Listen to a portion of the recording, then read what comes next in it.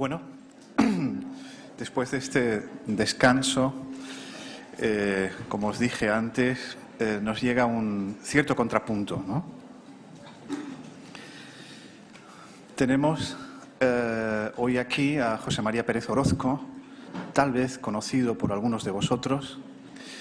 José María es vecino nuestro, nace en Montellano, en la vecindad de Sevilla.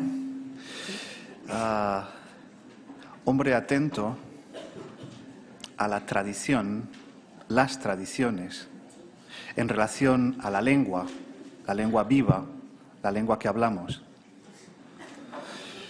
Hay en José María una atenta curiosidad desde el principio por la cadencia del estudio, el análisis de las costumbres, las labores, los modos, las voces de su entorno. Podríamos destacar algunas sorpresas encontradas en él. Una de ellas quizás de los hombres que he conocido que más vivamente conocen nuestras orquídeas, estas que nacen aquí en nuestra vecindad, en Andalucía.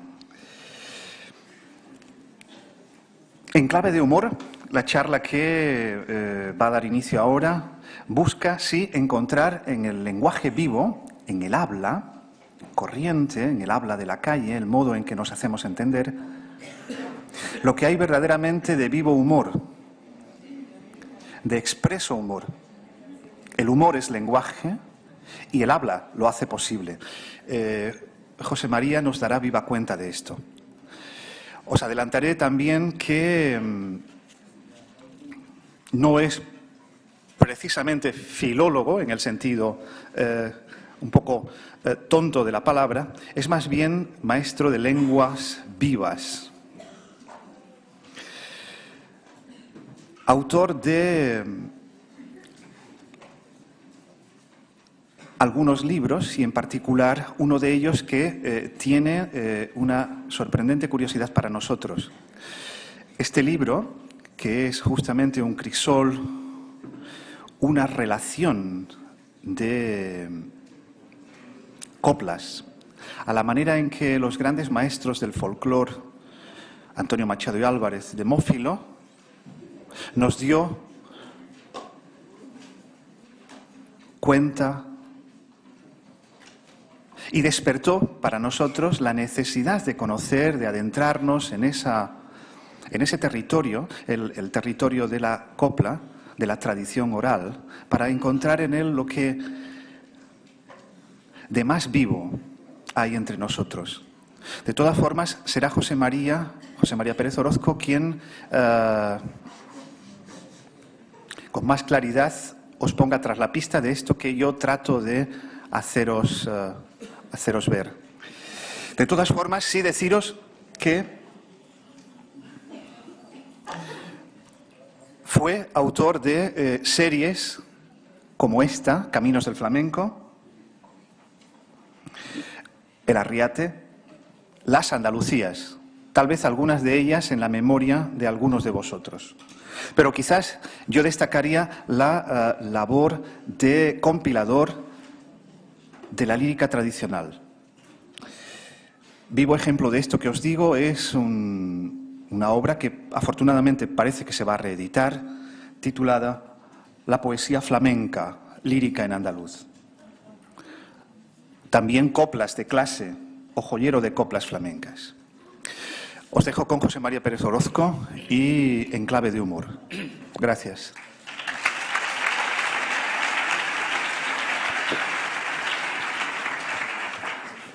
Bueno, buenos días o buenas tardes, según se mire el postmeridien o el antemeridien, pero no le echéis ninguna cuenta a Pisco, porque él me mira muy bien, en el sentido de que él es casi hermano mío, ya que su padre, don Francisco Lira, de quien me quiero acordar antes de empezar esta charla, le encantaría estar aquí, no sé cuánto, porque me iba a reñir muchísimo, porque es de las personas que yo he aprendido más en mi vida. Le llamo mi segundo padre. Si él es el hijo de mi segundo padre, naturalmente es mi hermano. Yo no sé muy bien lo que vamos a hacer. Yo traigo aquí un plan perfecto, meditado, todo, copla, no sé cuánto, pero no estoy seguro de seguirlo, porque ya sabéis que lo mejor que tiene un plan perfecto es poder deshacerse de él. Eso es lo que te da la libertad de hacer un plan perfecto. Bueno, pues en cuanto a alguno de vosotros, vosotras, me interrumpa un momento y levante la mano para decir algo, este plan perfecto se puede ir al garete por no decir cualquier otra cosa. Lo que sí os advierto que hoy, si tenemos que tratar del humor en el flamenco, en los carnavales, espero que comprobéis que cuando se trata de tener una actitud científica, que no tiene por qué ser una actitud aburrida, la cultura es muy divertida. Pues hay una desvergüenza que yo he alcanzado ya en mi edad de jubilación después de 36 años soportando a gente un poco más chica que ustedes. La desvergüenza es el producto de la intención de la sabiduría. Siempre tiene que ver con el humor. Y fijaros, si vamos a hablar en clave de humor o vamos a hablar de un enclave de humor como es Cádiz, pues tenemos que empezar diciendo que el humor está absolutamente empapando toda nuestra vida. Por ejemplo, y el humor andaluz, que ya hablaremos de él, por ejemplo, ¿dónde estamos ahora mismo? Pues cualquiera me respondería que estamos en el World Trade Center. No sé si lo he dicho bien, pero vamos, lo he intentado. Bueno, pues seguramente vosotros por vuestra edad, escuchadme, no voy a reprocharos vuestra edad, la envidio, es distinto. No conoceréis que la propia palabra, el sitio donde yo le he dicho hoy a la gente de Valencina, pues va a dar una charla, me he enterado de periódico, ¿dónde va? Y yo le he dicho lo que los taxistas de la Expo 92 le pusieron a ese nombre que ellos, no es que no comprendieran, porque lo comprendían perfectamente, pero lo adaptaron a una fonética nueva. Nosotros no estamos en el World Trade Center, estamos en el Huerto Vicente. Real, no creáis que me lo estoy inventando, no creáis que preguntarle a cualquier taxista que tenga más de 40 años, ya lo veréis. ¿Dónde vais? Al Huerto Vicente. Y dice, bueno, pues ya estamos en clave de humor. Es que cada detalle, como sepamos mirar, cada brizna, cada detalle, cada imperfección, cada perfección, se convierte en algo de humor. Y yo os digo que como estoy jubilado y te echo mucho de menos, mi auditorio joven, auditorio que se convierte en coloquio cuando queramos, pues yo no puedo dejar pasar una oportunidad como esta de tener a este personaje que tan mala pinta tiene, no puedo evitar, aparte de que charlemos de humor y digamos coplas que son graciosas y cosas de estas, yo no puedo dejar de transmitir uno o dos objetivos didácticos, como dicen los cursiles, que me vienen persiguiendo durante toda mi vida, o yo persiguiéndolos a ellos. Hay 3 puntales en lo que vamos, si se cumple el plan, hay 3 puntales en lo que vamos a hablar. Uno es el andaluz, otro es el flamenco, otro es Cádiz. Bueno, pues vamos a empezar. Lo primero que os tengo que decir, antes de entrar a hablar del andaluz, que es el soporte fundamental del humor que hacemos aquí, lo primero que os tengo que apuntar es que, lamentablemente, todavía, la mayoría de los andaluces tiene un tremendo complejo de inferioridad lingüístico. La frase que se usa desgraciada y tontamente, y desde luego sin ninguna apoyatura científica, que los andaluces hablamos muy malamente. Yo tengo, a lo largo de mi trayectoria como maestro y como enamorado, más que otra cosa enamorado de de nuestras cosas. Si hubiera nacido en Alaska estaría enamorado de la nieve, pero como he nacido aquí, pues me tengo que enamorar del flamenco, ¿vale? Y de nuestras tradiciones. O sea que yo no estoy poniendo por encima nada de nada. A mí lo que me da un coraje horroroso es que se ponga algo por debajo de algo. Y sobre todo, cuando no hay ninguna apoyatura científica, como digo. Ya de chico, yo cuando escuchaba, mi padre maestro, mi madre maestra, en fin, yo, imaginarse, maestro, obligatorio. Bueno, pues ya de chico yo empezaba a ver que eso que decían, que hablamos muy malamente y cosas, pero si yo escuchaba a mis paisanos, los catetos, no brutos, cateto no tiene nada que ver con bruto, yo escuchaba cómo expresaban sus sensaciones, sus chistes, sus intenciones, con una perfección lingüística que era maravillosa. Y yo decía, pero si yo me entero también de esto y está tan bonito dicho, ¿esto cómo va tan malamente? ¿No será que me están engañando o se están engañando los que dicen esto? Os pongo un ejemplo, sencillamente. Mira, en mi pueblo había un tío, un hombre de campo, magnífico, se llamaba el Séneca, luego sirvió de argumento para una serie de televisión que luego Canal Sur trató de hacerlo. Bueno, pues ese personaje, el Séneca, fijaros, analfabeto, pero le decían el Séneca en mi pueblo. Era un pozo de sabiduría. Pues una de las veces que yo llegué a Montellano, mi pueblo, me bajaba del coche de la empresa, del autobús, y me encuentro al Séneca ahí delante. Y claro, como antes teníamos estas cosas que nos educaban, que a las personas mayores hay que darle conversación o saludarla, pues yo saludé: Séneca, muy buena, ¿cómo está usted? Oh, muy bien, niño. Y por hacerle una pregunta se me ocurrió, yo qué sé, lo que se le pregunta a la gente del campo. Era verano y dice: Séneca, ¿cómo ha ido este año el campo?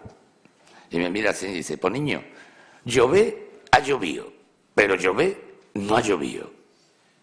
Fijaros, eso es, en filosofía, se llamaría una antítesis. Esto está oscuro, pero no está oscuro. Eso es absolutamente anticomunicativo, según las normas usuales de los silogismos, la sintaxis y la gramática. Y sin embargo, yo podría haber dicho exactamente casi la cantidad de litros que habían caído, porque sé cuando llueve mucho o cuando llueve poco, pues llover ha llovido, pero llover no ha llovido. 34 litros, fijo.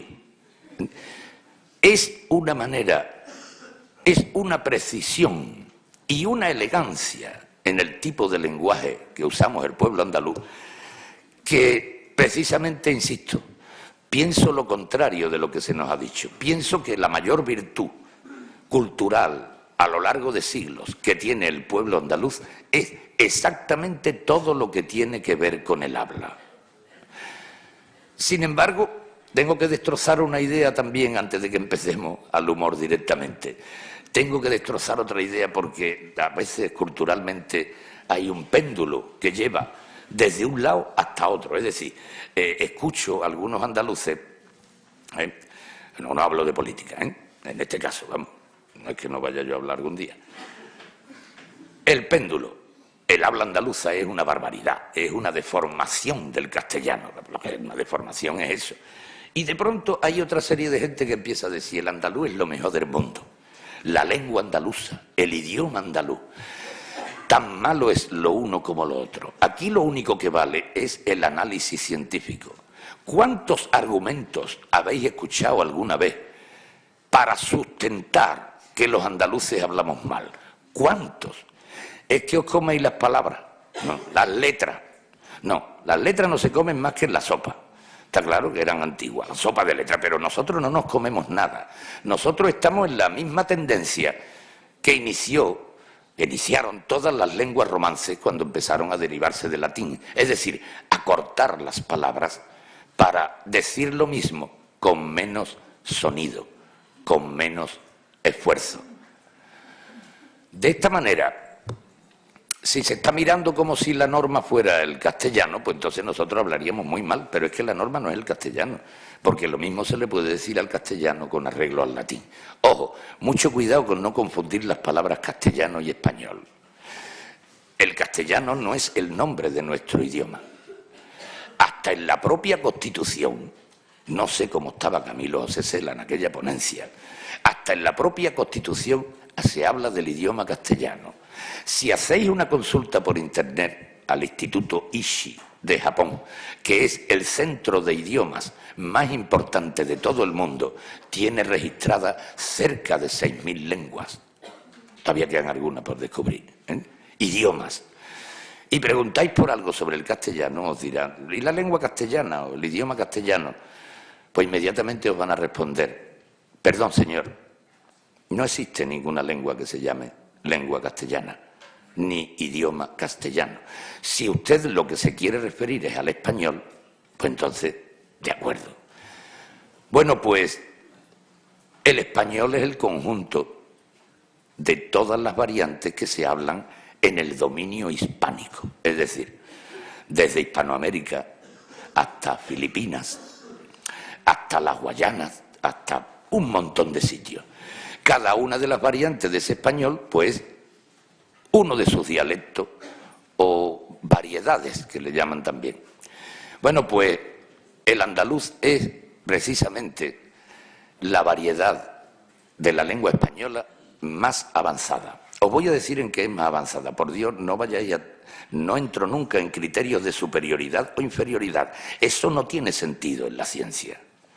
Cada lengua y cada forma de hablar está adaptada al sitio donde se usa y es, como podríamos llamar, perfecta. Perfecta no significa que tenga fallos o no. Perfecta significa que cumple a la perfección las necesidades para las que la creó el pueblo que las creó. Eso no ha sido a mí, ¿no?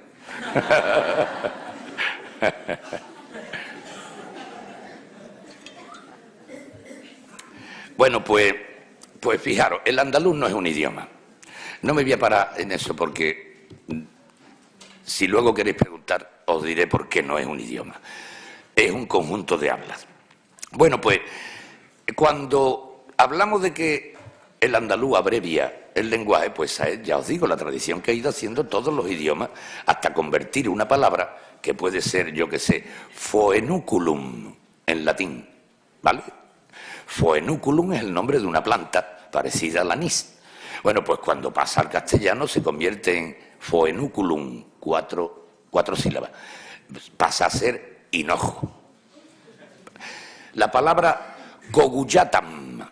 Cogullatam es un pájaro muy tonto que hay en el campo, que pilla así muy raro, en los terrones ahora.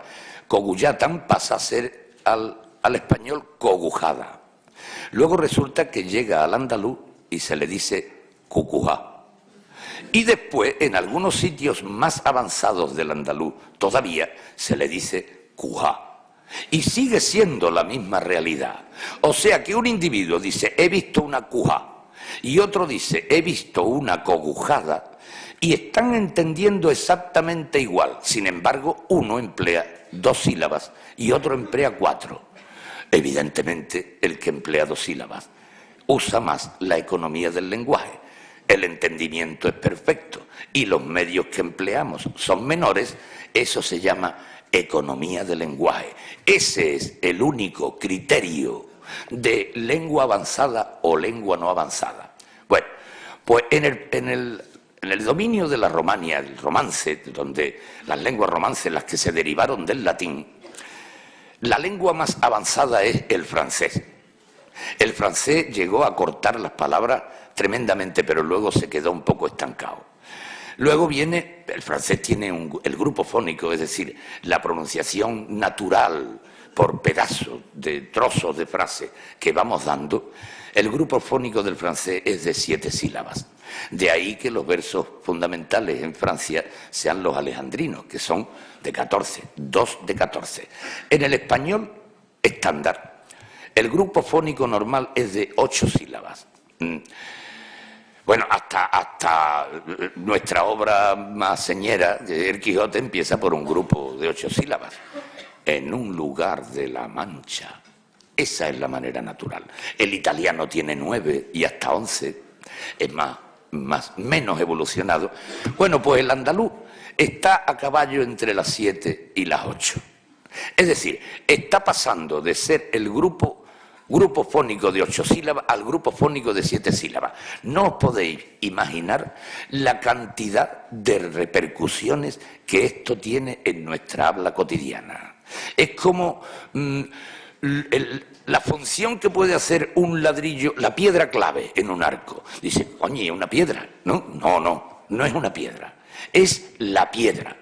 Pues en esa piedra angular del acortamiento de sílabas y de la teórica confusión de signos es donde se basa el primer estadio del humor andaluz, que puede llamarse un humor fonético.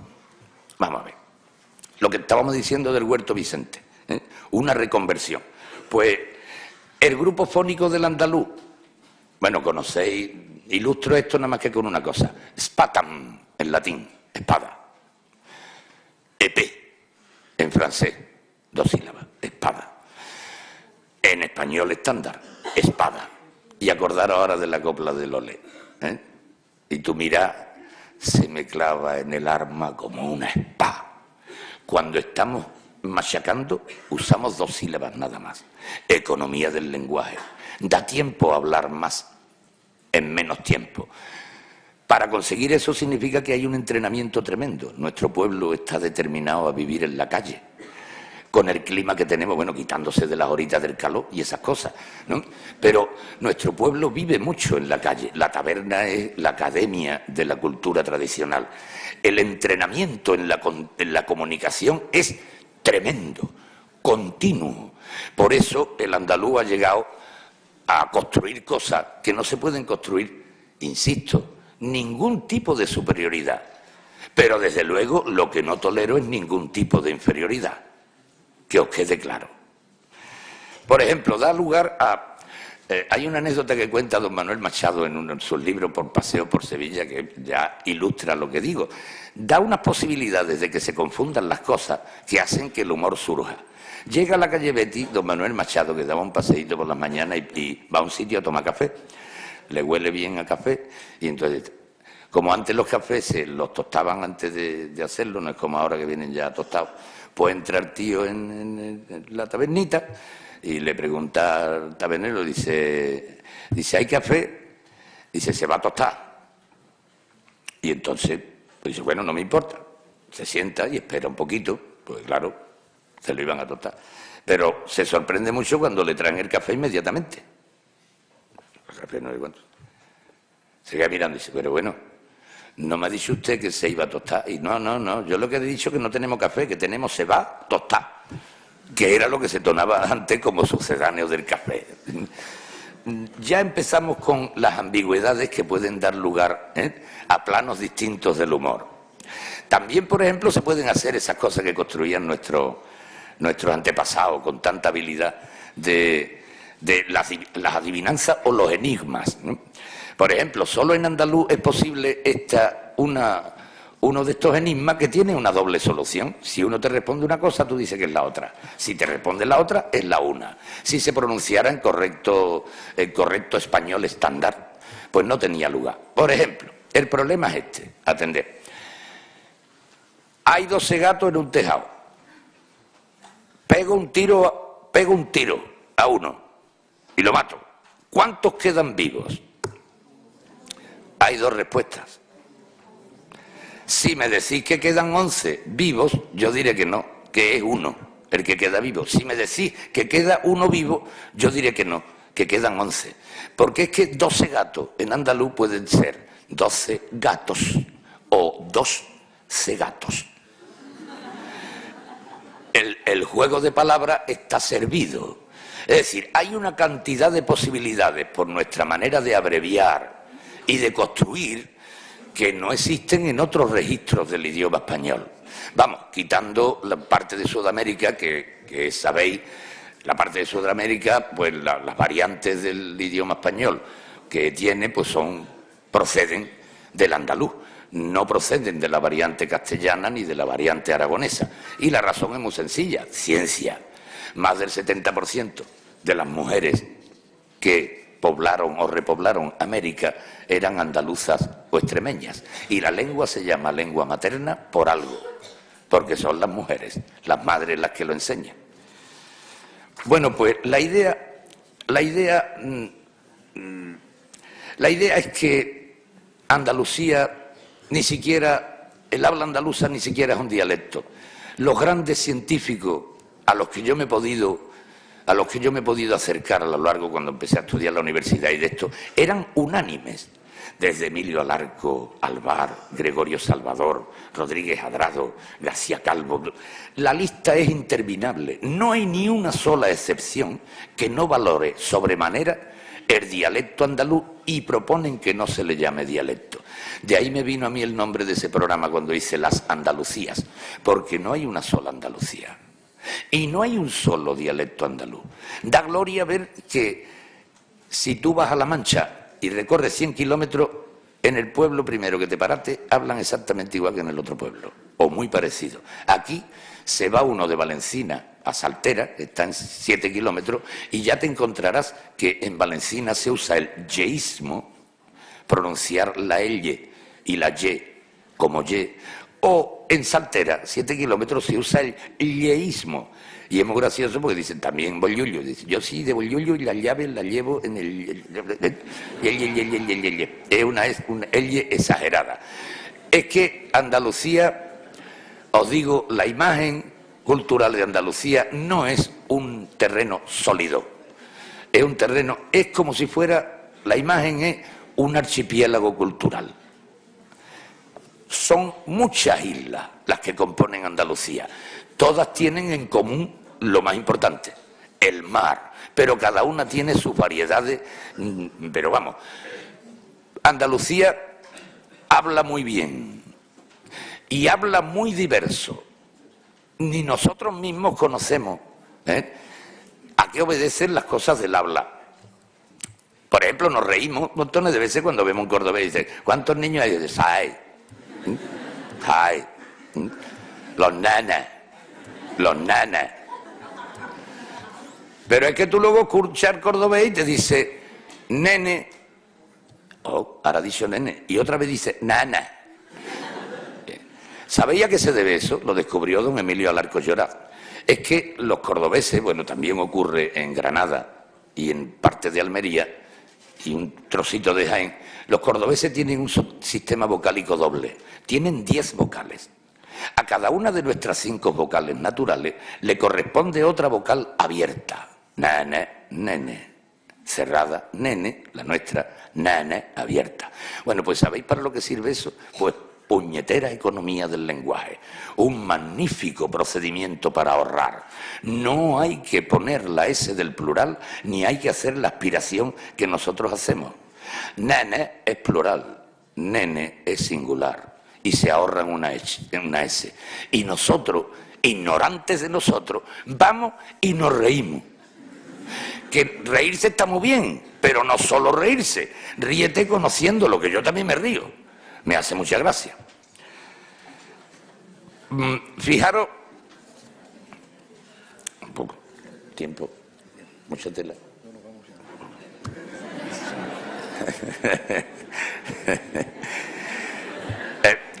Mira, increíble la riqueza, increíble la productividad. Fijaros, una pequeña anécdota de mi infancia. Perdonadme que esté personalizando un poco el asunto, pero es que ya como no tengo programa, no tengo que puedo decir lo que quiera. Bueno, pues mi abuela era una persona tremenda, Teresa, mi abuela Teresa. Bueno, pues nos reñía montones de veces y usaba un refrán que luego yo lo he cogido como una joya, porque es una joya literaria, pero una joya de primera línea. Dice, bueno, sabéis el refrán ese, dice, no dejes para mañana lo que puedas hacer hoy, ¿no? Yo suelo intentar practicar lo contrario, siempre que pueda. Pero, fijaros, son 9 palabras. No dejes para mañana lo que puedas hacer hoy. Y es sintético, porque es un refrán. Está muy bien dicho y muy económicamente, como todos los refranes. Mi abuela lo decía en 4 palabras. Niño, faena hecha no estorba.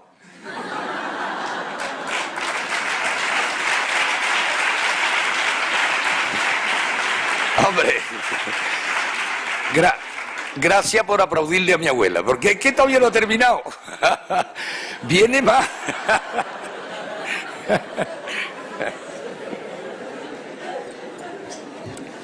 Resulta que cuando decía niños, faena ella nos torba para que hiciéramos algo ligero, luego se volvía y rezongaba por lo bajiní una cosa que yo no había escuchado nunca y a mí me tenía intrigado.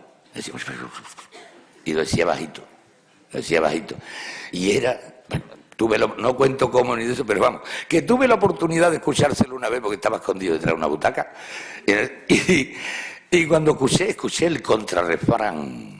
Es decir, ese mismo refrán que está tan maravillosamente dicho como obra literaria, escuché el contrarrefrán, y el contrarrefrán era: niño, faena hecha no estorba, y se cagó en los calzones. No interpretes la regla exactamente, porque si faena hecha no estorba y hay que hacerla ya, pues no te tienes ni que quitar los pantalones. No seas estricto. Le quitaba verdad y rejo, porque ella decía, por supuesto, que el primer refrán era que el refrán ni mentira ni verdad. Bueno, pues en un sitio donde se habla también tanto y tan bien, de ahí viene la habilidad. No estamos hablando, los negros del barrio del Bronx son los que mejor tiran a canastas del mundo, ¿no? ¿Por qué? Dice, porque están tirando a canastas toda la vida, casi no hacen más que eso. Bueno, pues de ahí no tiene más remedio que salir una joya cultural tremenda, que es el flamenco. El flamenco es el mayor. Tuve la ocasión de charlar aquí otra vez, no sé si alguno de vosotros, sí, creo que algunos de vosotros, porque una chica guapísima me ha dicho que estuvo aquí la otra vez. El flamenco es el patrimonio poético, musical es enorme, más de 80 estilos distintos, de palo, pero poéticamente es la cosa más mayor que ha hecho hasta ahora la humanidad. Manuel Machado no lo dudaba, dice, el mayor poeta del mundo es el pueblo andaluz, pero tajantemente.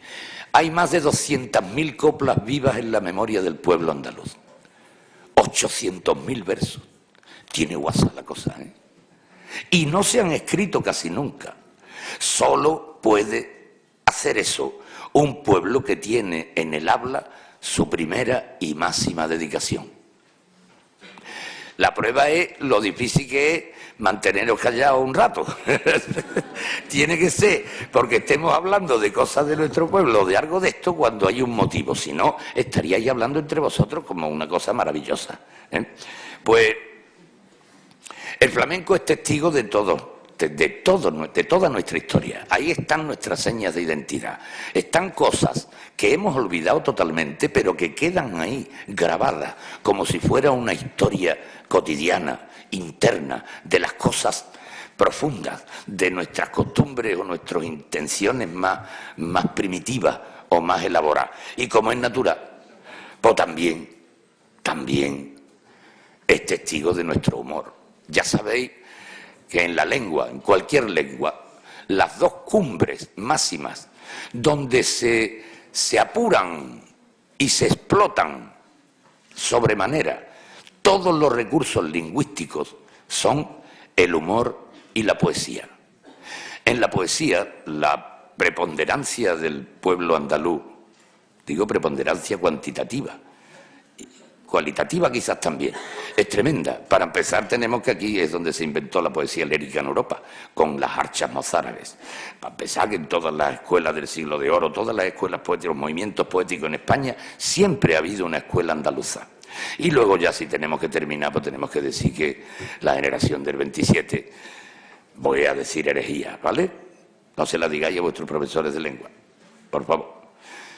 El movimiento poético más importante que ha habido en el mundo es la generación del 27. Lo que pasa que es que todavía no estamos suficientemente lejos como para verla. Y seguimos añorando el maravilloso siglo de oro, que es la leche, por supuesto.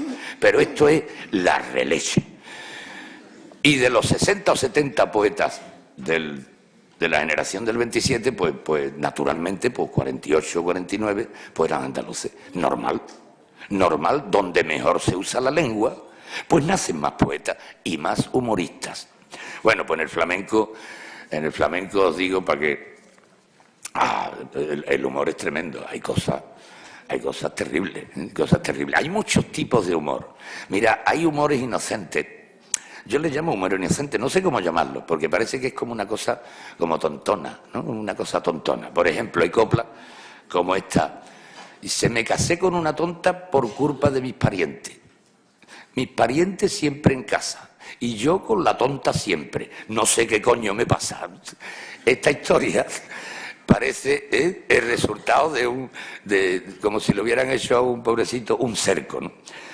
Pero de ese mismo tipo inocente que parece que están contando un hecho extraño, recuerdo otro fandango de Paco Toronjo. Dice: tengo yo en mi casa un gato que se mea en el perejil y cuando llego borracho todas las culpas van para mí.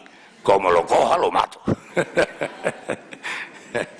Hay otra muy famosa que seguramente, bueno, viene muy bien para nosotros porque estamos con la cosa de la carrera, ¿no? También era un fandango de Alorno. Dice, aquí decía: carrera, tu para mí no me quiere porque no tengo carrera. En mi casa tengo un gargo, vaya a verlo cuando quiera que yo para correr no valgo. El doble sentido, siempre el doble sentido. Podría contar ahora, antes de que sigamos, en honor a un amigo que tenemos aquí, catalán. No se va a sentir molesto porque son chistes, ¿vale? Pero para ilustrar el uso léxico que hace el andaluz, del humor, de los chistes, hay un uso léxico complicadísimo. Y bueno, en otro ámbito puede no entenderse. Bueno, pues hay un chiste muy curioso que se remonta a la época de los años 60 y tanto, por ahí. Y resulta que es un andaluz de estos que van de migrantes, pobrecitos, a trabajar hospitales, porque de la familia, no sé cuánto, cuatro niños, la suegra en casa, el cuñado también, y coge el tren aquel que se llamaba Catalán, porque iba desde Sevilla a Barcelona, la estación de Córdoba. Bueno, y cuando se sienta en el departamento, entra un catalán que viene de hacer un viaje por Andalucía y viene encantado. Le ha gustado muchísimo todo, no sé cuánto, y entonces cuando entre a Andalucía, Andalucía, qué cosa más bella, y qué gracia los andaluces, es que sois la leche, graciosos. Y entonces le dice al tío, le dice: ¿por qué no me cuentas un chiste para que cuando yo llegue a mis amigos catalanes le cuente yo el chiste? Que es que... Y dice el tío: mira, por favor, yo no estoy de humor, o sea, tengo muchos problemas y ahora mismo... Pero hombre, un chiste solamente... Bueno, si te cuento el chiste, tú me dejas tranquilito y me duermo. Dice: vale. Vale. Y va y dice: a ver, ¿tú sabes cómo se llaman las habitaciones de los barcos? Dice: pues camarote. Dice: pues tríncame el cipote. No terminó. Aplaudid siempre cuando no debéis. Bueno, ahora va, y entonces perfectamente transcurre el viaje y llegan a Cataluña. Entonces se baja nuestro amigo catalán del tren y entonces le empieza a explicar, pues he venido con un andaluz y me ha contado un chiste que ahora os lo voy a contar. Verás, a ver, ¿ustedes sabéis cómo se llaman las habitaciones de los barcos? Y dice: pues camarote. Dice: bueno, pues ahora tú tienes que coger el pene. El doble. Se está riendo también, tiene sentido del humor.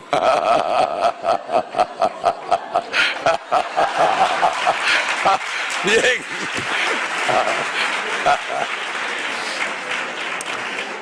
Hay una época en el humor del flamenco que es terrible. Una época, os digo yo, no os podéis imaginar la cantidad de coplas humorísticas que ha dado la época de las hambres. El flamenco se movió durante mucho tiempo en una miseria, quiero decir. Los flamencos dependían de que un señorito los cogiera, los alquilaba y se los llevaran a un cuartito. Un cuartito, un reservado, y allí, pues, en fin, con mujeres de buena vida y de mejor ver, dice, pues, los flamenquitos a cantar. ¿Vale? Eso era una vida muy dura y muchos pasaban muchas hambres. Hay cientos de coplas que se refieren a las hambres. Por ejemplo, había un cantador que se llamaba Emilio Moro, que nació en Ceuta y cantaba con con un gorrito de estos de los pinchitos y cosas de esto y una sílaba. Tocaba la guitarra así, se la ponía en la espalda. Bueno, para cantar el flamenco bufo, que es el flamenco que se ríe, hay que saber mucho flamenco, Yo creo que es más difícil cantar flamenco bufo que del otro, estándar. Bueno, pues lo que hacía era modificar coplas, flamenco y no sé cuánto, y las cantaba de cachondeo. Y hay un estribillo, por alegría, que se usa mucho, seguramente lo habría escuchado porque se repite mucho, un estribillo, un remate por alegría, que es te quiero yo, te quiero yo, te quiero yo, te quiero yo, más calamare, que me parió, ¿vale? Pues Emilio Moro decía, te quiero yo, te quiero yo, te quiero yo, te quiero yo, más calamare, y 3 de gamba.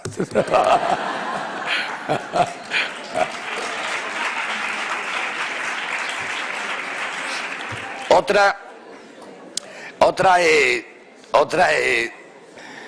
es aquella que cuando empezó la olla express, que en Triana se empezaba a comer, ¿sabes? Y empezaba a comer ya. Decía, una solea de Triana cortita, y dice, mira si estamos contentos que el pito de la olla express no se para ni un momento. Era terrible. Las hambres como protagonistas, ese era un humor de necesidad, se reían hasta de su propia necesidad. Pero hay otro humor tremendo en el flamenco. Hay un humor. El flamenco, el humor andaluz se ríe hasta de la muerte. Tuve la ocasión de hacer un programa que se llamaba así, Reírse de la muerte. A medida que iba viajando por Andalucía, fijaros la diversión, iba visitando, aparte de las tabernas, los cementerios. Y me encontré 2 o 3 cosas que me obligaron a hilvanar ese programa. Y había uno que había dos tumbas, 2 lápidas juntas.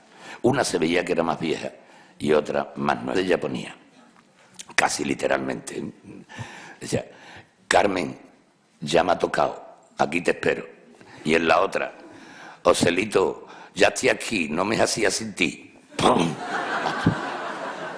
Increíble, increíble. La actitud ante la muerte, increíble. Hasta un diálogo en las tumbas, perenne. Imaginaros esos 2 muertos hablando siempre ya.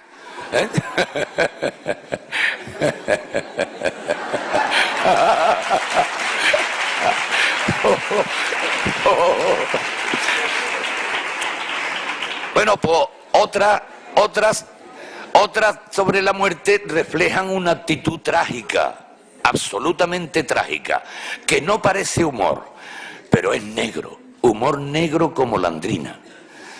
Esta, cada vez que yo me acuerdo que me tengo que morir, echo la manta en el suelo y me hincho de dormir.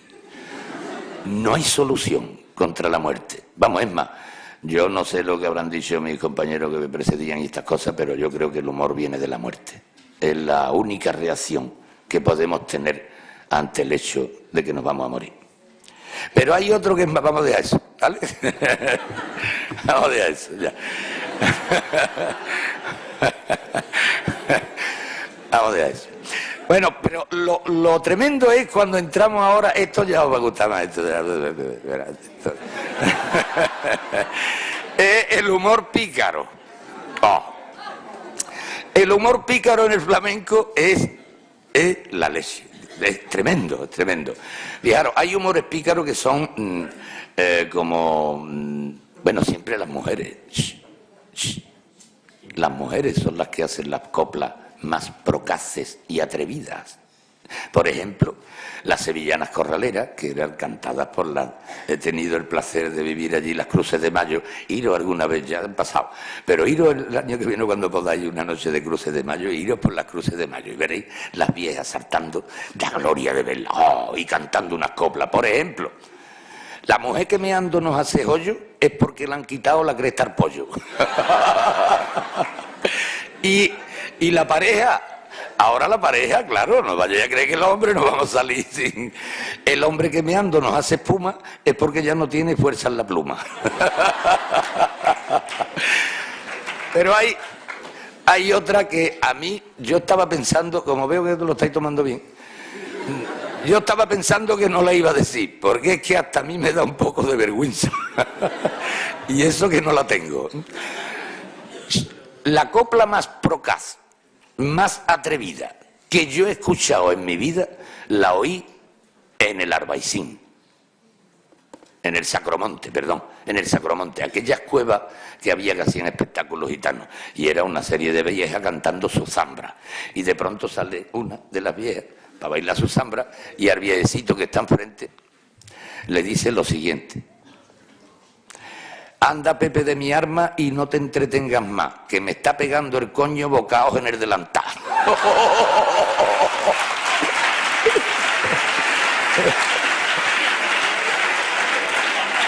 Terrible.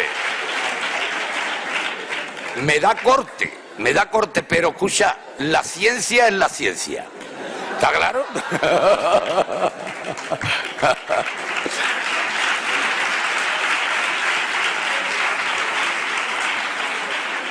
Hay algunas otras que parece que no significan nada, porque esa es que es muy explícita. Esa es... A mí no me la han dicho nunca, desde luego. Pero hay otras que son un poco más disimuladillas, así, que se pueden colar, no sé cuánto, como si fueran tantas cosas que hay sobre la naturaleza, ¿no? Sobre cómo deben ser los frutos, ¿no?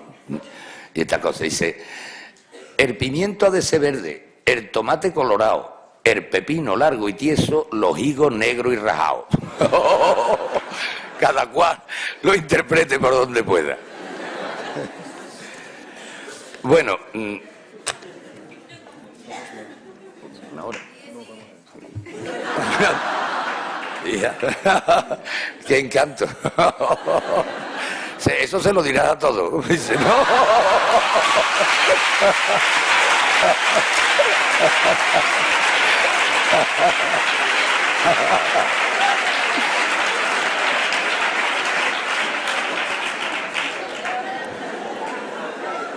Bueno, pues... Escucha, que si no nos van a dar las tantas, ¿eh? Un poco de seriedad, hombre, para el humor. Hombre, por Dios. Bueno, pues hay un sitio en Andalucía, y tampoco estoy poniendo criterios de superioridad, olvidaros de eso, esto solo es análisis, ¿eh? Trata de ser análisis científico, aunque sea divertido, que no tiene nada que ver, lo cortés no quita lo caliente, como decía mi abuelo. Resulta que hay un lugar, esta charlilla que se llamaba Enclave de Humor, iba con la preposición separada de enclave, pero es que ahora entramos en el enclave del humor, que el enclave, en mi opinión, donde hay zumo de Andalucía, zumo absoluto, es sin duda Cádiz. La consecuencia de la concentración de factores, de cosas, yo no sé muy bien lo que es, pero desde luego tiene mucho que ver con el tránsito y la antigüedad de la ciudad. Han pasado tanta gente por allí y hay 3.000 horas de sol al año, clima extraordinario, menos cuando viene el levante. No, el levante o el poniente, porque cuando yo estuve en Barbate había un letrero un letrero en Tarifa, en un bar, y se tarifa la ciudad entre dos mares, la mare que parió el levante y la mare que parió el poniente. Bueno, pues Cádiz es zumo de Andalucía, igual que os decía que en el flamenco se puede reconstruir la cultura, el desarrollo de la cultura andaluza en todos sus aspectos, pero vamos, digo, todo es una afirmación, pero casi todo está ahí retratado. En Cádiz, los 100 últimos años de carnavales, las letras, pues podrían reconstruir nuestra historia política y nuestra historia interna, como llaman ahora los modernos, ¿eh? El modo de vivir del pueblo, etcétera. Es que Cádiz es humor. Cádiz es absolutamente humor. Fijaros, ya sabéis, hay dos criterios fundamentales desde que los griegos y los romanos nos empezaron a dar ese baño de aparente humanidad. Hay dos extremos en la vida. Uno era...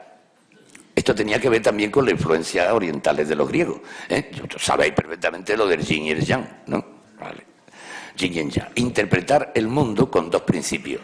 El uno es la negación del otro y el otro lo del uno, al revés, contrario.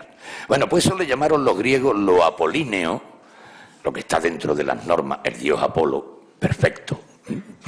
Bueno, lo clásico. Y por otro lado, lo dionisíaco.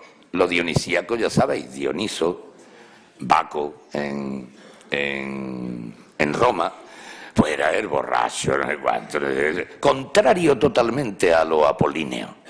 Pero es que esa interpretación del mundo, os digo, esa interpretación del mundo a mí me parece un avance de la humanidad, pero me parece corta, me parece no es exhaustiva. ¿Por qué lo digo? Pues muy sencillo. Vamos a aplicar el yin y el yang, o lo apolíneo, o lo dionisíaco, a la noche y el día. La noche y el día. Dice, sí. La noche es cuando no está el sol, ¿vale? Y el día cuando está el sol. La noche no hay luz y de día sí hay luz. ¿No? Y los crepúsculos. Cuando el sol se ha ocultado y todavía nos manda su luz, no está el sol y sin embargo hay luz. El crepúsculo, los crepúsculos son el resultado de la unión del yin y el yang para la creación de una nueva cosa. Así que el mundo inicialmente no lo podemos interpretar como una dualidad, se queda torpe. Hay un yin, un yang y el resultado, un padre, una madre, un hijo. ¿Qué es el hijo? Que no es ni padre ni madre. De ahí que entonces en Andalucía prevaleciera una visión triple de la realidad. Aquí hubo muchos detalles que nos han reforzado esta hipótesis. Veréis, por ejemplo, el símbolo de la pata de la oca, las tres entidades, la oca es el animal sagrado para nuestra tierra en Doñana, no me extraña que la Virgen de Rocío esté ahí porque ahí está Bastarte, Isi, etcétera, etcétera, sitio sagrado.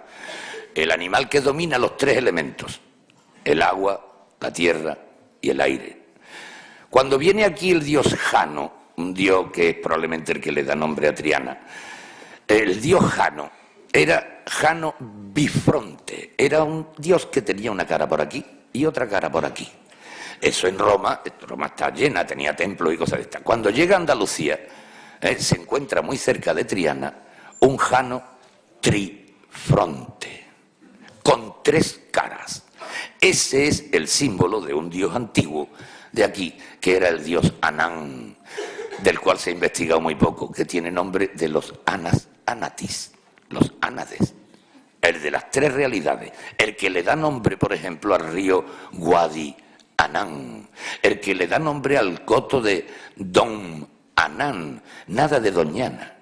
No hubo, tres doñanas hubo ahí, pero eso existió mucho antes de que existieran este personal.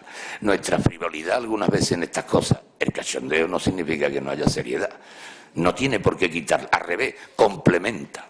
Bueno, pues hubo un tercer elemento entre lo apolíneo y lo dionisíaco, porque lo dionisíaco se ocupa de lo apolíneo y si no tiene esa referencia, no existiría. Lo dionisíaco es lo contrario de lo apolíneo. Hay otro elemento que es el que trajo la tercera vía. Es lo pánico. La palabra pánico no tiene nada que ver con el miedo. Viene del dios Pan. Pan era ese semisátiro con patas de carnero. Fíjate tú, patas de cabrón, perdón. Cabrón en el sentido real de la palabra, que como sabéis es el animal que tiene fama de mayor potencia sexual que hay. Según me decía un amigo mío veterinario, puede cubrir 3.000 cabras en el mismo día si lo dejaran.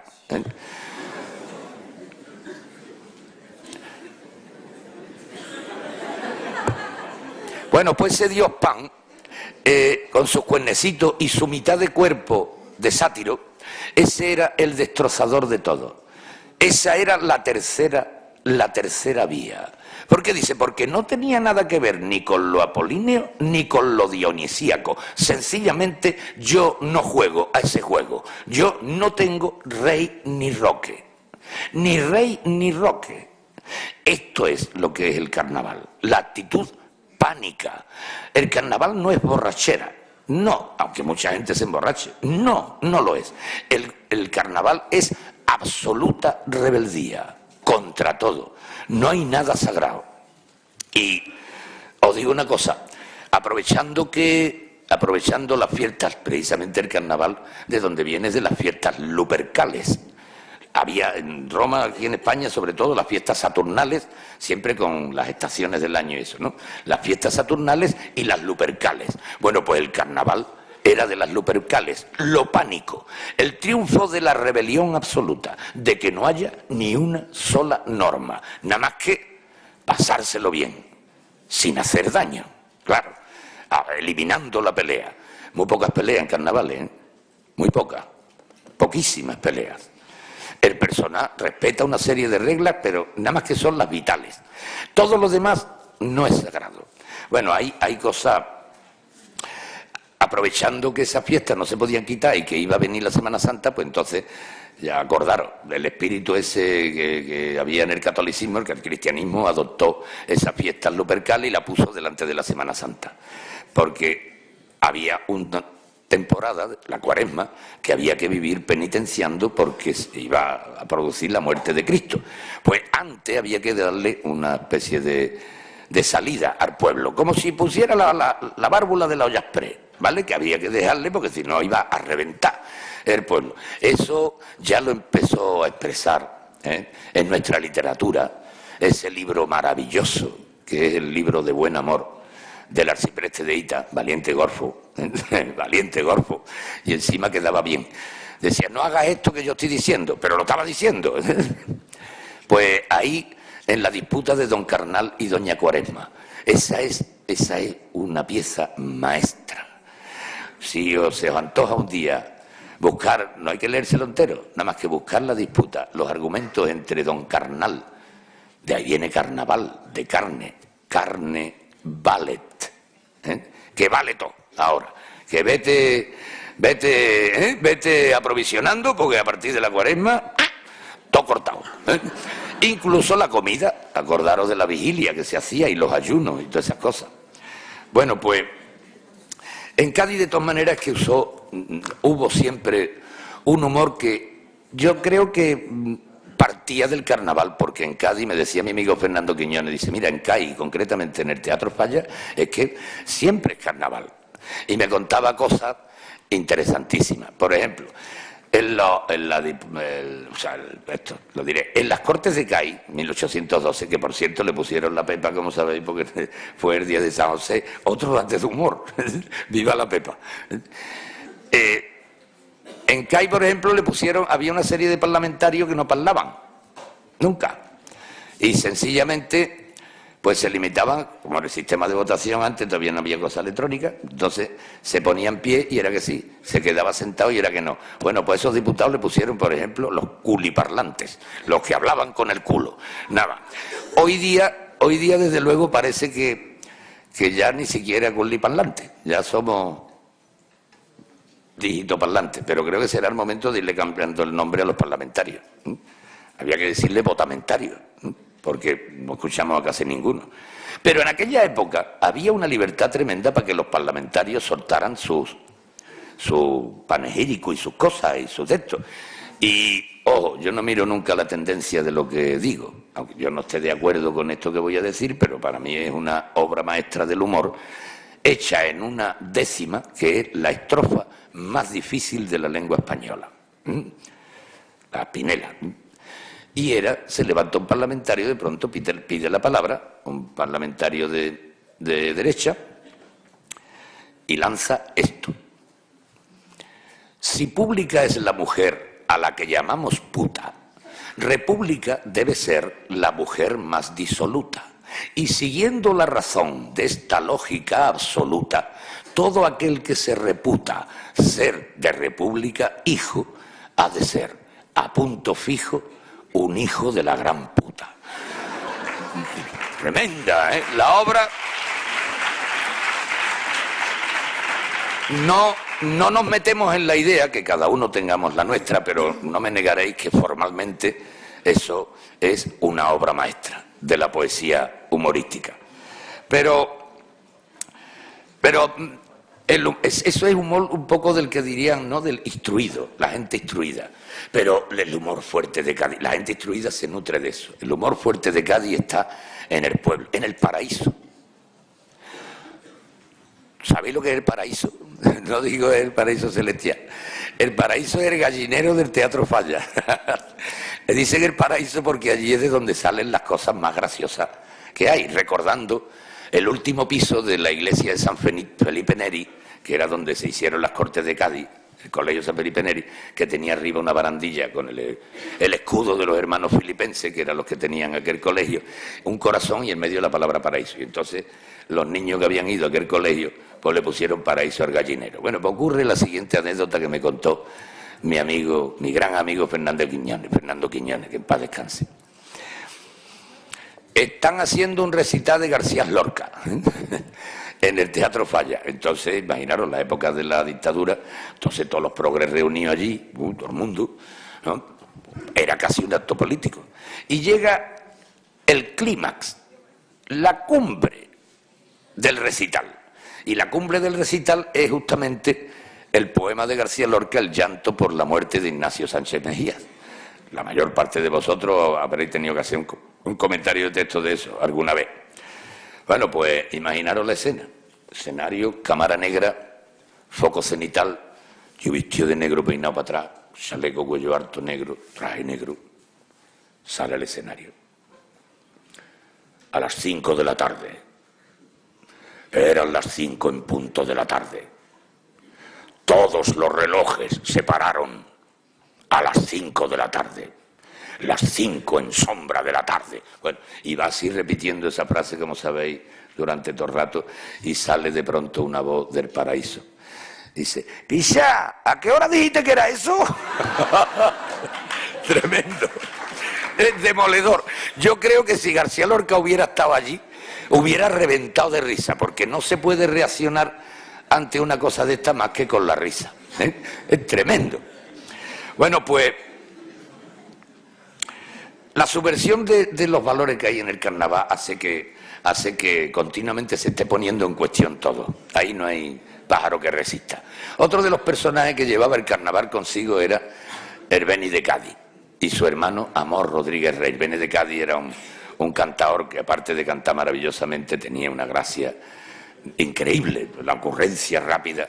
Pues Herbeni de Cádiz iba con su hermano Amor una vez por Cádiz y vio que habían puesto una casa donde había vivido Alberti algún tiempo y le habían puesto una placa muy grande. ¿No? Aquí vivió el gran poeta Rafael Alberti, no sé cuánto, no sé qué. Se quedó leyendo y dice, qué bonito, Amor. Dice, oye, Amor, ¿y tú qué crees que pondrán en mi casa cuando yo me muera? Dice el Amor, pues se vende. O sea, la ocurrencia desmonta continuamente todo lo que tú puedas montar. Esta herencia es probablemente de aquellos curas que había en la Edad Media, que provocaron un movimiento importantísimo, pero como está fuera de lo oficial, pues no se le ha dado la importancia que tiene, como a nuestra poesía flamenca, como no es oficial, pues no se le ha dado la importancia que tiene.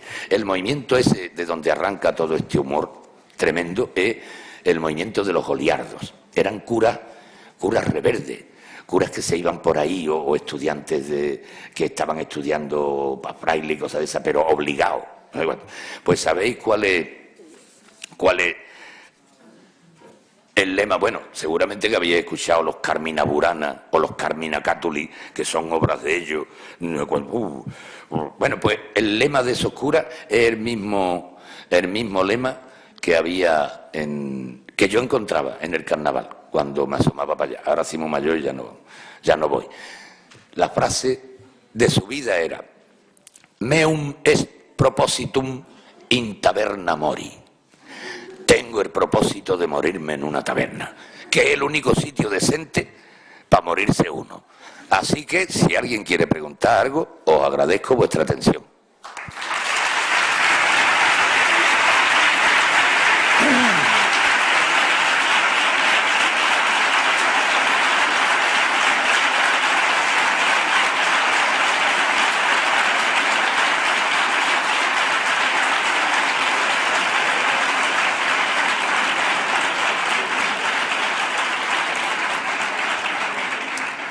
Muchas gracias.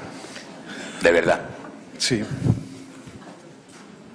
Bueno, como habéis podido observar, esta es una de las 1001 derivas que de viva voz de José María Pérez Orozco nos da cuenta del modo en que el humor habita el lenguaje, el modo en que el humor transita en el habla y desvela gran parte de esos asuntos que se han ido tocando a lo largo de estos días. De todas formas, os cedo la palabra. Dejaros hablar porque yo creo que es un buen momento, ¿no?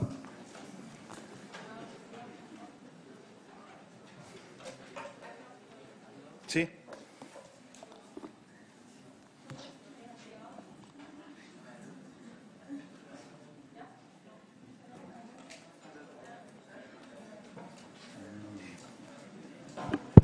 De viva voz. Estás casi a cerrar cucurucho, ¿no? Pero si tú hablas y te pones en pie y lo hablas, nos enteramos perfectamente. Bueno, eleva todo lo que tú quieras, ya. Gracias. Hola, ahora. Ahí, mejor. Ahora mejor. Que con respecto a lo que contaste antes de las coplas estas picarescas, ¿no? No sé, quería hacer referencia a una que yo siempre he escuchado a mi abuela, que era un poco cachonda, y cantaba aquello, el tema de las frutas y demás, eso que era, canta una copla y asopla y escucha lo que te digo, que si a ti te gustan las brevas, a mí me gustan los higos.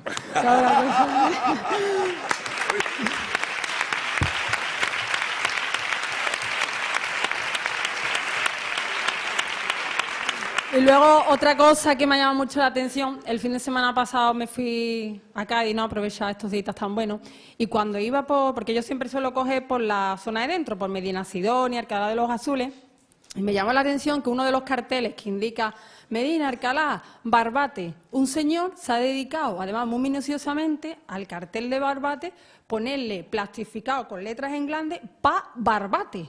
Además no ha sido uno, o sea, me llama muchísimo la atención. Yo no sé esto hasta qué punto estará, será legal, ¿no? Pero lo cierto y verdad, no sé cuánto durará, pero lo cierto y verdad es que me fui fijando en el resto de los carteles y este señor se ha seguido entreteniendo y seguía poniendo pa, Barbate. Bueno, te digo una cosa, es que antiguamente el primer sitio donde yo fui de profesor fue a Barbate y allí la gente decía Barbate de Franco. Porque era el nombre que había en aquella época, era del caudillo, lo descomponía. Dice, ¿dónde va? Dice, va a Barbate de Franco. O sea que la inventiva es tremenda y bueno, encontráis en vuestras casas, sobre todo, vuestras parientas mayores y eso, lo que tú estás diciendo. Y a que no le daba ninguna puñetera vergüenza de decir nada. Para nada, vamos, estaba... Tan ancha y tan pancha. Tan ancha y tan pancha, tú lo has dicho. Bueno, pues gracias. Sí, buenas tardes. Sí. Bueno, a mí el flamenco me gusta, ¿no? Lo que pasa es que no, tampoco es que sepa yo demasiado. Lo que pasa es que No hay nadie que sepa. se me ocurre una pregunta. ¿Hay alguna petenera que sea humorística, que sea de cachondeo? Sí, señor. La primera que se recuerda, concretamente, está el dato documentado. Una petenera que también se cantaba por toná. Para que luego diga que la toná también dice que es un cante de tristeza y cosas de esas, ¿no? En el barrio de la Viña robaron un cobertor. Salió una niña diciendo, no lo hubieran puesto al sol. Eso es tristísimo, ¿no? Luego las cosas se cargan, en el flamenco se cargan luego de matices por motivos distintos. Tú conoces, la anécdota puede ser hasta gracioso. Bueno, casi todo puede ser gracioso, depende de cómo lo miren, ¿no? Pero la petenera concretamente se convirtió en cante maldito por un motivo nada más, porque la copla más normal que usaba para cantar fue una copla sobre la República. La República se ha muerto, ya la llevan a enterrar y no caben por las calles la gente que va detrás. Cuando vinieron las épocas posteriores, la República, pues entonces se quitó lo de la República y cantaban lo de la petenera, pero como la represión conocía el asunto, pues decían, no cantes la petenera que te trae mala suerte, que te llevan al talego, vamos, ni más ni menos. Hay otro caso también muy curioso de una influencia política en eso, es, con arreglo a la República, una soleá de Triana, muy cortita, una sola de 3 versos, que dice: qué bonita está Triana cuando le ponen al puente banderas republicanas. Sin embargo, como eso se tuvo que prohibir, pues ahora se canta la copla de otra manera. Qué bonita está Triana cuando le ponen al puente las banderitas gitanas. Y vienen los gitanos y se apropian de eso, como es natural, que es su misión. Y otra pregunta, Venga. está referente a la economía del lenguaje. Quería preguntarle por su opinión sobre el lenguaje tan de moda que se ha puesto ahora con lo de la economía en los mensajes de los teléfonos móviles. Ah, bueno, pues muy bien, a mí me parece eso muy bien. Son semi-sustitutivas. Es decir, si no existiera la lengua, no existiría ese lenguaje. O sea que sigue contando con la lengua. Yo es que soy de la opinión de que la lengua es el esqueleto de todos los lenguajes que usamos los seres humanos. No estoy nada de acuerdo con eso que se decía, una imagen vale más que 1000 palabras. ¿Tú qué dices una imagen? Si hasta eso hay que decirlo en palabras. Dilo en imágenes. Es que son una serie de tópicos que admitimos sin haberlos razonado, nada más que como decía Hitler, ¿no? Himmler, que repite una mentira 1000 veces y se convierte en una verdad. No, eso hay que eliminarlo. Hay que desguazar las cosas, hay que analizarlas. ¿Y esto por qué? ¿Por qué una imagen va a valer más que 1000 palabras? En alguna ocasión valdrá más que 1.000.000 y en otra ocasión una palabra valdrá más que millones de imágenes. Son categorizaciones estúpidas. O sea, no tienen ningún otro, como decir, los andaluces son vagos, los andaluces hablan malamente, los catalanes son agarrados. Mentira. Yo tengo 8 o 10 buenos amigos catalanes y yo no he pagado ni una. No, es que no me han dejado pagar, hasta el tabaco me lo han comprado cuando estaba en Cataluña. ¿Quién conoce suficientes catalanes o suficientes andaluces para atreverse a hacer una estadística de ese tipo? ¿Qué desvergüenza científica tenemos? ¡Qué desvergüenza! Mientras estemos de cachondeo, vale. Y contamos el chiste de cachondeo del andaluz muy vago y contamos el chiste de cachondeo del catalán agarrado. Vale. Pero, ¿en serio? Cuando queramos hacer algo, analizar algo, ¿de ahí vamos a partir? O sea, ¿vamos a poner el primer cimiento ya cejado para que no se pueda sustentar el edificio intelectual? Mucho rigor, familia. Mucho rigor, mucha risa y mucho rigor. No os creáis nada que no os demuestren. Nada. No lo aceptéis. Yo qué sé, Ariel va más blanco, Ariel va más blanco, Ariel va más blanco. Pero yo qué sé la composición que tiene el Ariel ni el efecto que tiene nada. En lo de los catalanes, completamente de acuerdo, porque a mí también me ha pasado. Muchísimas gracias. Ay, a vosotros.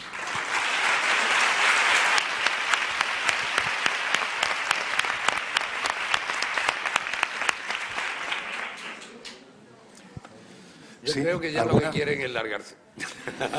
Bueno, pues si hay alguna pregunta. Sí, Víctor. Quería hacer una aclaración por alusiones. Venga. Alusiones buenas, ¿eh? Sí. Solo quería decir que este catalán no solo se ha reído, sino que ha disfrutado. Oh, muchas gracias.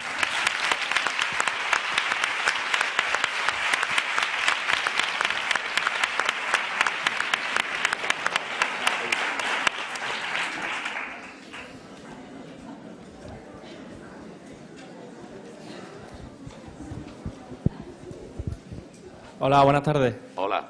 Pues yo quería comentarle al respecto, usted ha dicho que en España nos consideran que los andaluces hablamos mal.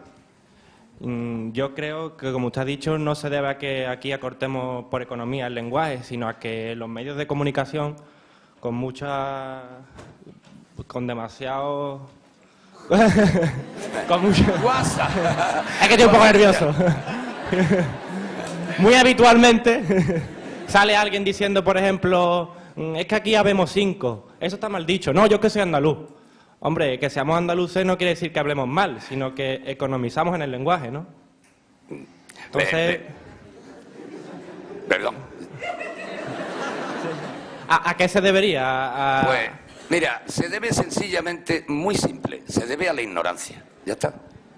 La ignorancia es atrevida y se atreve a hacer suposiciones que no sustenta de ninguna manera. Porque es que, encima la frase que tú has dicho, aquí habemos 5, no solo no es un vulgarismo, sino que es un arcaísmo. O sea que es una joya, cuando decimos aquí habemos 5. Lo usaba ya el arcipreste de Hita. También ocurre, perdonadme que no me voy a meter yo en cuestiones de fútbol, ¿eh? No me voy a meter en cuestiones de fútbol. Pero desde luego os digo que cuando se usa ese manque en el eslogan del Betis, viva el Betis, man que pierda, que muchísima gente cree que eso es, bueno, y los maestros, he tenido que convencer a compañeros míos documentalmente para que lo vean. Manque es una joya arqueológica lingüística. Es la mezcla de dos conjunciones anteriores, antes de que existiera aunque. Estamos hablando del siglo XIV, ¿vale? Las dos conjunciones eran maguer y anque. No existía aunque todavía. La mezcla de las dos, maguer y anque, da manque. Todavía en Andalucía se conserva el anque y el enque. Voy a salir en que llueva, aunque llueva. El manque duró aproximadamente 100 años en la historia de la lengua española y luego se perdió en todos sitios menos en Andalucía. Como el personano conoce que eso es un arcaísmo que emplea el arcipreste de Hita, pues dice, esto está mal hablado, tú hablas muy malamente. Dice, no, podrías decirle, hablas muy antiguo, pero eso es una honra, no solo una deshonra. Es decir, que eso que nos corrigen, en realidad está falsamente corregido. ¿Y producto de qué? Como siempre, de la ignorancia. No hay otra respuesta, perdón. Muchas gracias. De nada.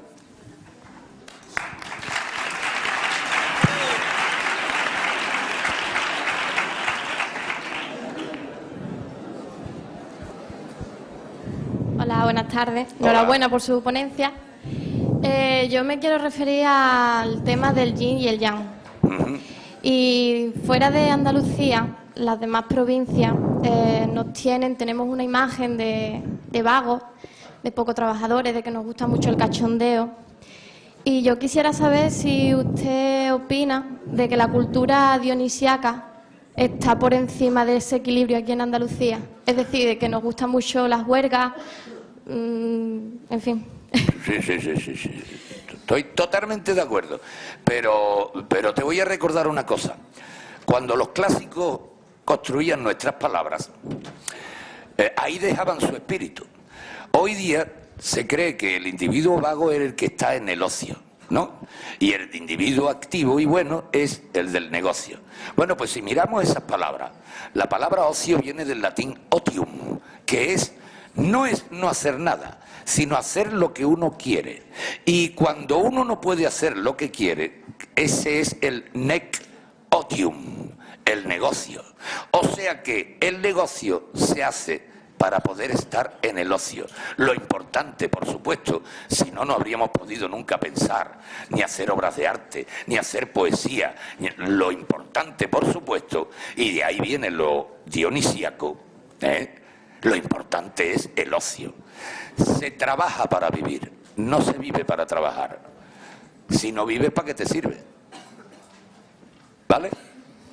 Gracias. Pero de luego que el pueblo andaluz trabaje poco, lo que pasa es que suele disimular su trabajo y se suele reír. Cuando dice, todos días de fiesta, no trabajan nunca, no sé cuánto, se van a Rocío y se gastan 1 millón de pesetas y dice, habrá tenido que cogerla de algún lado. O es que viene del aire. No, esos son tópicos, sencillamente, hombre. En todos lados. Mira, en todos lados me parece a mí. En cuanto haya en un sitio más de 3.000 personas, a mí me parece que la proporción estadística de puñeteros, de malajes, de listos, de graciosos, de vainas, de eso, es la misma. Se repite porque las personas somos iguales en todos lados. Un grupo humano. O sea, estadísticamente, lo único que hay son diferencias. Pues yo que sé, diferencias que tienen que ver con el clima y con la manera de vivir. Y entonces, como os decía, si los andaluces hemos desarrollado más el habla, es porque eso era nuestra... Por ejemplo, en Suecia pues han desarrollado más los muebles. Porque no pueden estar mucho tiempo al aire libre, ¿no? Pues lo hablo un poco de cachondeo, pero creo que en serio, el clima predetermina. Imagínate los esquimales. El lenguaje inuit, que es el lenguaje de los esquimales, que ya se está perdiendo. Pues, fíjate, aquí, bueno, en Andalucía había una sola palabra para indicar el agua en estado sólido, que era la nieve. No se conocía el hielo, no existía. Y entonces había polos de nieve, las fábricas de nieve. Un solo vocablo para la realidad, agua sólida. Luego ya cuando vinieron los cubitos de hielo, ya la gente sabe que hay nieve y hielo. Pero en mi infancia, fábrica de nieve. Una barra de nieve. Apúntalo en una barra de nieve, decía. Pues en inuit hay 25 palabras para denominar el agua sólida. ¿Por qué? Muy sencillo, porque nosotros no convivimos con el hielo y con la nieve, y allí el hielo puede ser determinante. Quiero decir, no es lo mismo hielo cuarteado, que se llamará traquiqui, y otro hielo que es con burbuja, que ese se hunde del todo, que será pamplum, y otro hielo de no sé cuánto. Cada grupo humano, en el sitio donde está, se diversifica culturalmente para aprovechar, conocer el medio y aprovechar lo que hay en él. No se cuenta nunca de superioridades ni inferioridades. Vamos, yo la única superioridad que yo admito es que las mujeres son superiores a los hombres. ¿Aplaudí? Ni eso me lo creo. Ni eso me lo creo, de verdad. No creo que... ¿Sí? ¿Alguna pregunta? Bien, pues retomando un poco el sentido común en expresión de Víctor, el humor es una cosa muy seria. Me acabo de acordar sobre la marcha de cómo se expresa el humor de forma latente en una soleá recogida por don Antonio Machado y Álvarez de Mófilo, en un crisolín de soledades que publicó hacia 1875. Esta soleá dice esto: voy andando como preso, delante camina mi sombra, detrás mi pensamiento. Os dejo con ella. Muchísimas gracias.